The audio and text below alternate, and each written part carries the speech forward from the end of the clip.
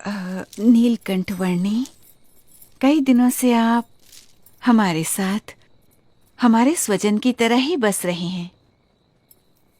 और केवल हम ही नहीं, पर यहाँ छोटा बड़ा हर कोई आपको अपना स्वजन समझने लगा है। सभी को आपसे लगाव हो गया है।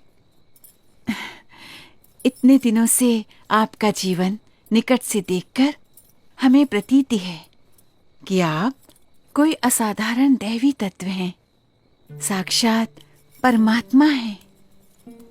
ये सब देखकर मेरे मन में एक विचार आ रहा है कि यदि आप हमेशा के लिए हमारे स्वजन बनकर रह जाएं, तो कितना अच्छा होगा।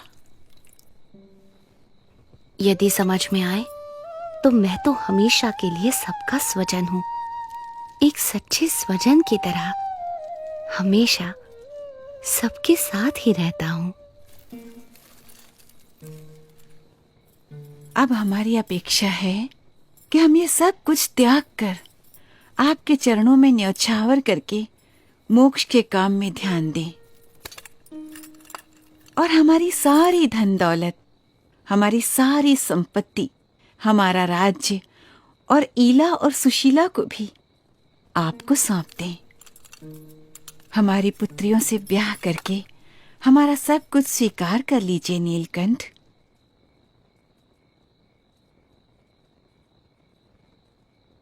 आप तो साक्षात परमात्मा हैं।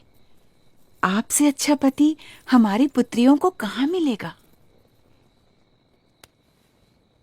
माते, जो सबका स्वजन है उसे केवल अपना बना लेना चाहती हैं। मैं आप सबको सारे बंधनों से मुक्त करना चाहता हूँ, और आप मुझे ही ये सब बंधनों में बांधना चाहती हैं।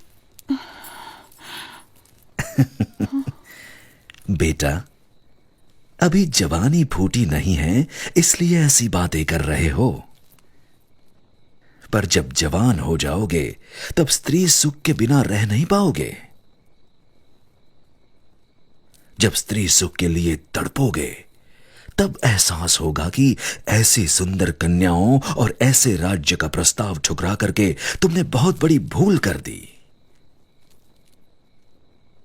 पर तब यह मौका निकल चुका होगा। क्षमा कीजिएगा, पर आप मोह में अंध होकर मुझे जानते हुए भी मेरा असली स्वरूप भूल रहे हैं।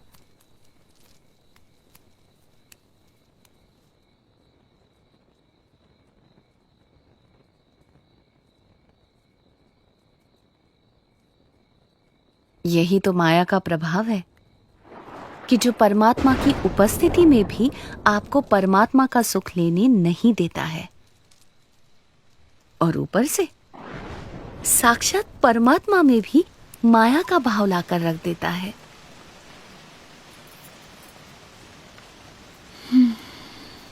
माँ, पिताजी, ये नीलकंठ वर्णी तो निर्लेप है, निर्विकारी है। ये सब मोह माया से परम सुख के दाता स्वयं परमात्मा हैं। वे ऐसे क्षुल्लक लौकिक सुखों में क्यों बंधेंगे? हाँ माँ, मोह से मुक्त होकर और हमारी चिंता छोड़कर नीलकंठ वर्णी की महिमा को अंतर में दृढ़ रखो। हाँ बेटा।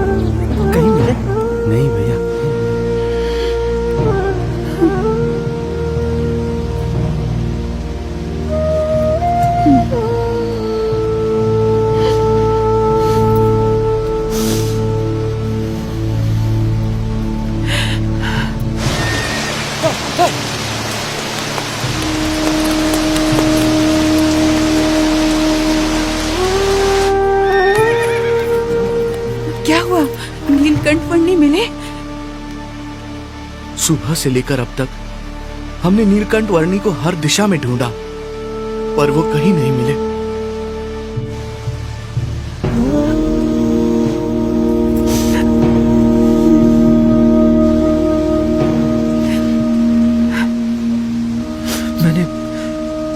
मैंने दूर दूर तक ढूंढा, पर नीलकंठ वर्णी नहीं मिले।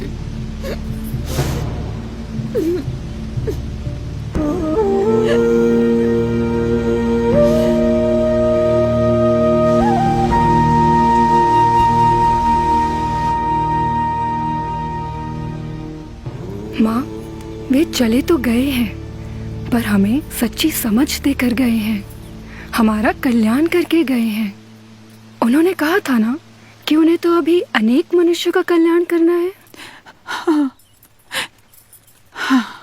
वे कहते थे ना कि यदि समझ में आए तो एक सच्चे स्वजन की तरह वे हमेशा सबके साथ ही रहते हैं, वैसे ही वे हमेशा हमारे साथ रहेंगे। हाँ बेटा।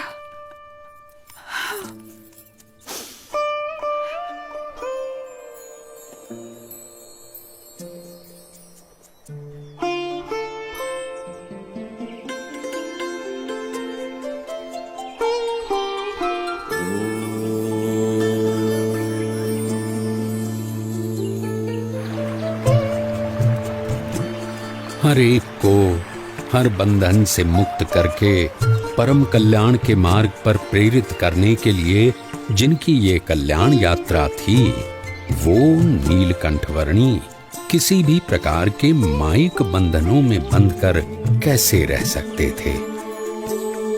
अपनी कल्याण यात्रा को अविरत रखते हुए नीलकंठ वर्णी बढ़ चले वंशीपुर से